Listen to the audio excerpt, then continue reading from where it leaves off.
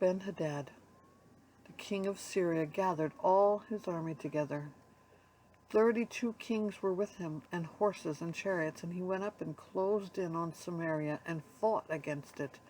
And he sent messengers into the city to Ahab, king of Israel, and said to him, Thus says Ben-Hadad, Your silver and your gold are mine, your best wives and children are also mine.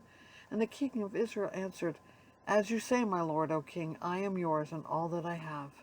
The messengers came again and said, Thus says Ben-Hadad, I sent to you, saying, Deliver to me your silver, your gold, your wives and your children. Nevertheless, I will send my servants to you tomorrow about this time, and they shall search your house and the houses of your servants, and lay hands on whatever pleases you, and take it away. Then the king of Israel called all the elders of the land and said, Mark now and see how this man is seeking trouble, for he sent to me for my wives and my children, and for my silver and my gold, and I did not refuse him. And all the elders and all the people said to him, Do not listen or consent. So he said to the messengers of Ben-Hadad, Tell my lord the king, all that you first demanded of your servant I will do, but this thing I cannot do. And the messengers departed and brought him word again. Ben-Hadad sent to him and said, The gods do so to me, and more also, if the dust of Samaria shall suffice for handfuls for all the people who follow me. And the king of Israel answered, Tell him, let not him who straps on his armor boast himself as he who takes it off. When Ben-Hadad heard this message as he was drinking with the kings in the booths, he said to his men, Take your positions. And they took their positions against the city. And behold, a prophet came near to Ahab, king of Israel, and said, Thus says the Lord, You have seen all this great multitude. Behold, I will give it into your hand this day, and you shall know that I am the Lord. And Ahab said, By whom? He said, Thus says the Lord, By the servants of the governors of the districts. Then he said, Who shall begin the battle? He answered, You. Then he mustered the servants of the governors of the districts, and they were 232. And after them he mustered all the people of Israel, 7,000. And they went out at noon, while Ben-Hadad was drinking himself drunk in the booths, he and the 32 kings who helped him.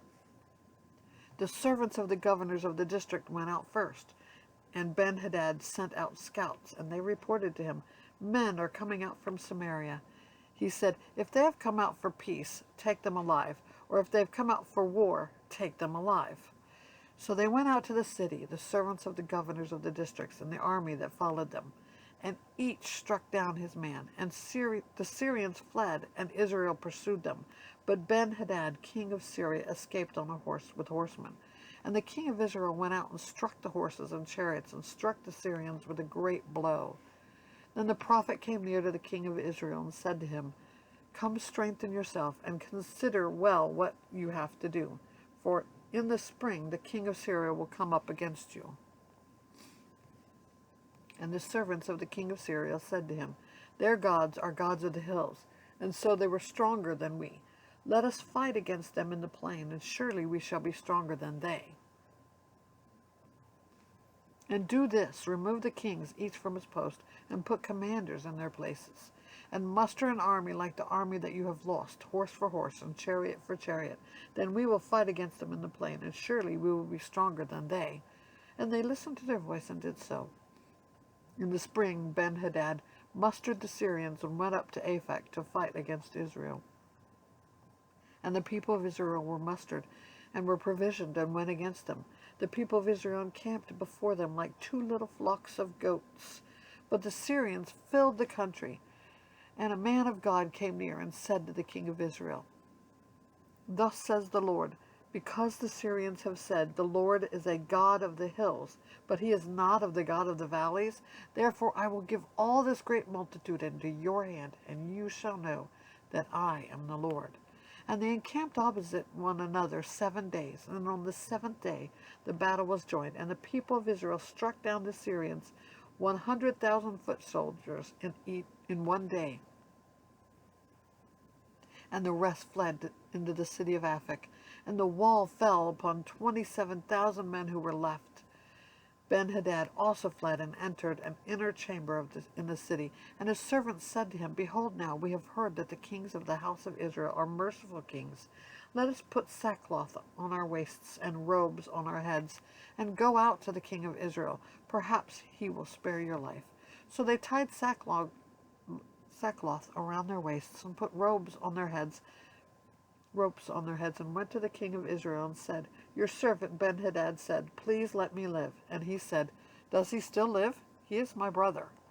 Now the men who were watching for a sign, they quickly took it up from him and said, Yes, your brother Ben-Hadad. Then he said, Go and bring him.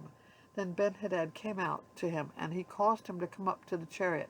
And Ben-Hadad said to him, The cities that my father took from your father I will restore, and you may establish bazaars for yourself in Damascus, as my father did in Samaria. And Ahab said, I will let you go on these terms. So he made a covenant with him and let him go. And a certain man of the sons of the prophets said to his fellow at the command of the Lord, Strike me, please. But the man refused to strike him. Then he said to him, Because you have not obeyed the voice of the Lord, behold, as soon as you have gone from me, a lion shall strike you down. And as soon as he had departed from him, a lion met him and struck him down. Then he found another man and said, Strike me, please. And the man struck him and wounded him. So the prophet departed and waited for the king by the way, disguising himself with a bandage over his eyes. And as the king passed, he cried to the king and said, Your servant went out in the midst of the battle, and behold, a soldier turned and brought a man to me and said, Guard this man. If by any means he is missing, your life shall be for his life, or else you shall pay a talent of silver. And as your servant was busy here and there, he was gone. The king of Israel said to him, So shall your judgment be. You yourself have decided it. Then he hurried to take the bandage away from his eyes, and the king of Israel recognized him as one of the prophets. And he said to him, Thus says the Lord, because you have let go out of your hand the man I have devoted to destruction, therefore your life shall be for his life, and your people for his people. And the king of Israel went to his house vexed and sullen, and came to Samaria.